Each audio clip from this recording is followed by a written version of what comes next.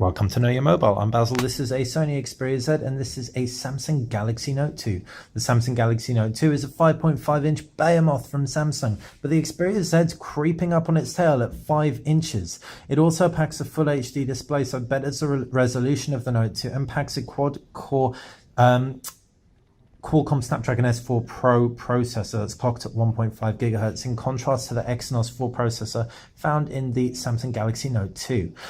As far as the design of these devices go, they're pretty different. One is all about curves, one is all about corners. The Samsung Galaxy Note 2 is high gloss, and don't get us wrong, the Sony Xperia Z is very, very glossy as well. It looks really, really classical. The Sony Xperia Z also packs glass front and back and weatherproofing. So if you're clumsy, you drop your phone in the toilet every now and then the Samsung Galaxy Note 2 probably won't be the one for you. The Xperia Z really wins in there with no other flagships right now packing that weatherproof feature. The screen and the backing are also something called dragon tail glass. This is supposed to be 6 times stronger or more scratch resistant than the Corning's Gorilla Glass 2. So it's one to watch out for in 2013. The Samsung Galaxy Note 2 does have a lot going for it in terms of design. Despite the bigger screen, the fact that it's got such smoothness means it actually feels a lot smaller than it is. It's very ergonomic in the hand. It also has the stylus, the S Pen, should we say, at the bottom if you're into your pen input, with 1024 levels of pressure sensitivity. Both of these devices run Jelly Bean. However, the Samsung Galaxy Note 2 runs TouchWiz, which is Samsung's customization to Jelly Bean, and the Sony Xperia T runs Sony's own custom UI. Sony's custom UI hasn't got a name, but it's certainly evolved from previous versions we've seen. If we pinch the screen, for example, we can see an overview of home screens rather than a widget overview. You can also add and remove home screens, which you couldn't do in the past.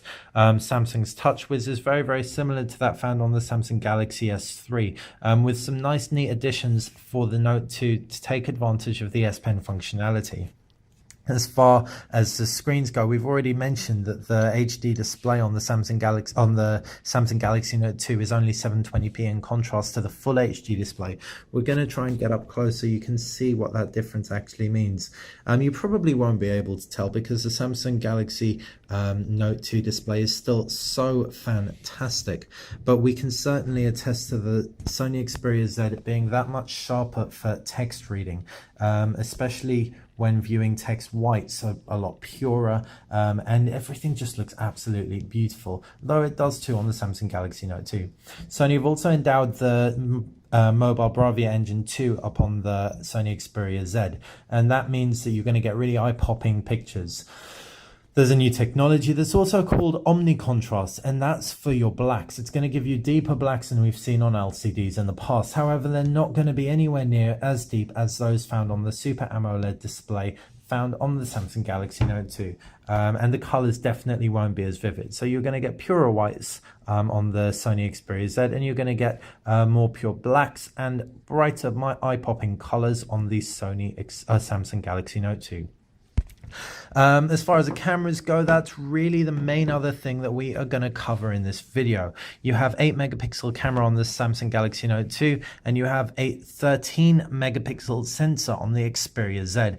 The Xperia Z also has some really awesome features. You've got a burst mode of 6 frames per second on the Note 2, which is great, and Samsung's camera UI is phenomenal. We can jump into that very, very quickly, and you can easily see that the UI is very customizable. You can shift things around, and the options are pretty nice and extensive.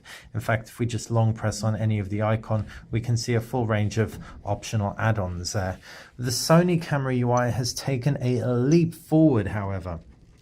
If we look, we can see you've got a super autofocus, superior auto, which is just really smart. It basically makes all the decisions for you, but you've also got a normal mode in which you can edit a whole host of features. You can override manually stuff. You can built-in HDR, which looks really, really good.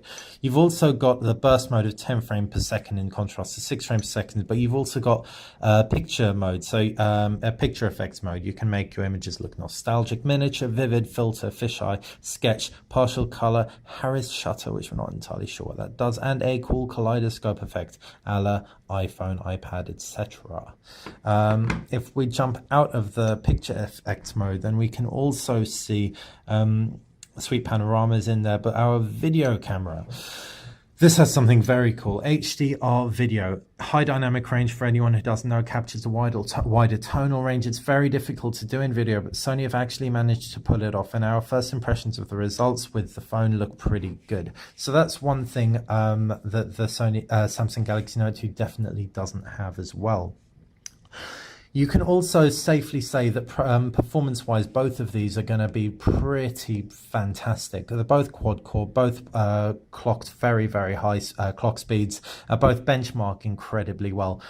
So you're not going to be left wanting. The Samsung Galaxy Note 2, however, isn't going to be LTE ready across all its devices. Some will be, some won't. Whereas the Sony Xperia Z will only be available LTE ready for anyone who wants it. And both have DC HSPA, that's dual carrier HSPA, which means you're also going to get 42 megabit download speeds if your network provides it.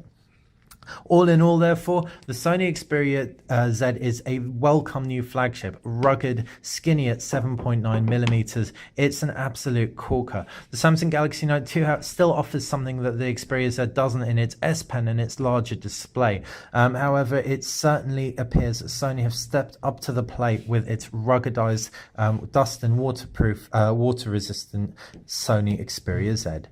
Thanks for watching our comparison. Hope you've enjoyed. If you've got any questions, please fire us a comment below and like this video, and yeah, subscribe to the channel. Bye.